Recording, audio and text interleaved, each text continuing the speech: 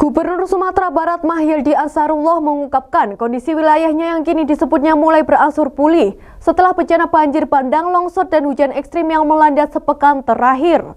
Dia pun merinci total kerugian yang ditaksir dari kerusakan akibat banjir dan longsor tersebut. Mahyildi menyebut total kerusakan dan kerugian ditaksir melampaui 1,2 triliun rupiah. Luas lahan pertanian yang rusak mencapai sekitar 13.000 hektar. Sementara rumah warga yang terdampak lebih dari 30.000 unit. Jumlah warga yang mengungsi disebut lebih dari 130.000 orang. Kerusakan, kerugian kita lebih 1 triliun, 1,2 triliun lebih kurang. Dan kemudian juga areal pertanian kita yang rusak, itu juga ada lebih kurang 13.000 hektar. Dan kemudian juga sekarang masyarakat yang masih mengungsi, itu ada 130.000 orang lebih kurang.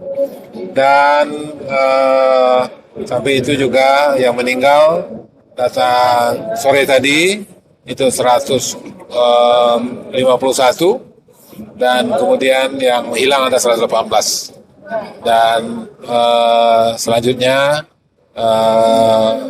berapa kerusakan infrastruktur sudah mulai dibenahi, roda 2 sudah bisa jalan, tetap nanti roda mobil pribadi, setelah itu nanti truk yang besar. Terutama sekali adalah akses yang menghubungkan kabupaten kota. Yang berat itu adalah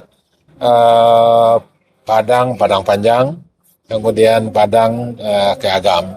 Nah, mudah-mudahan soal secara bertahap ini akan bisa kita tanggulangi sehingga ini akan bisa dilewati. Dan mudah-mudahan direncanakan oleh Balai Jalan yaitu pada 1 bulan pengerjaannya, mudah-mudahan akan berjalan jauh. Kalau sampai saat ini yang masih dalam pencarian itu berapa banyak? Itu ada 118 orang yang hilang dan tentu angka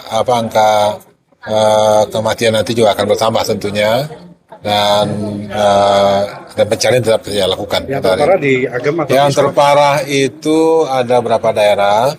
Itu di Agam, itu ada di Malala, kemudian yang kedua ada di Selaras Air namanya.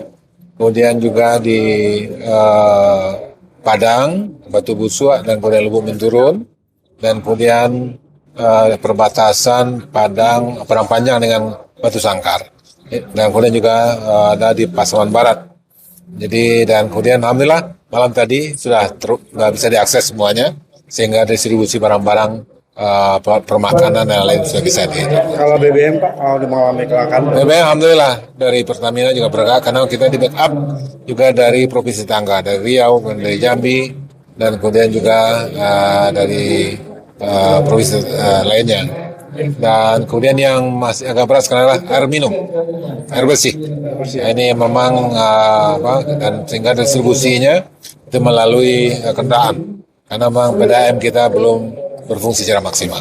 Kalau total rumah yang terdampak dan gedung sekolah? Total rumah yang terdampak itu lebih kurang 30.000 terdampak. Dan kemudian termasuk juga sekolah, kemudian rumah sakit, dan kemudian juga irigasi kita, dan kemudian juga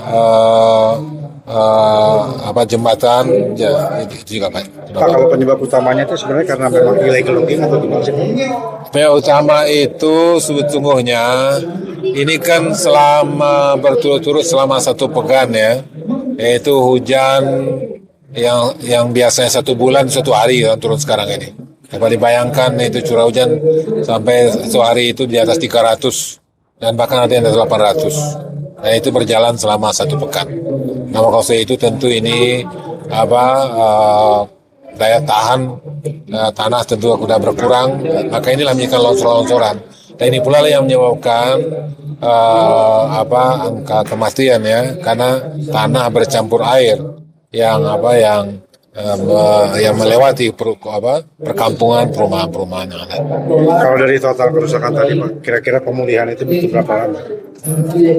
Untuk pemulihan tentu nanti akan kita lihat nanti ada perumahan ya, nanti ada perumahan, kemudian ada infrastruktur, kemudian juga ada areal pertanian, ya tentu ini butuh waktu yang cukup panjang.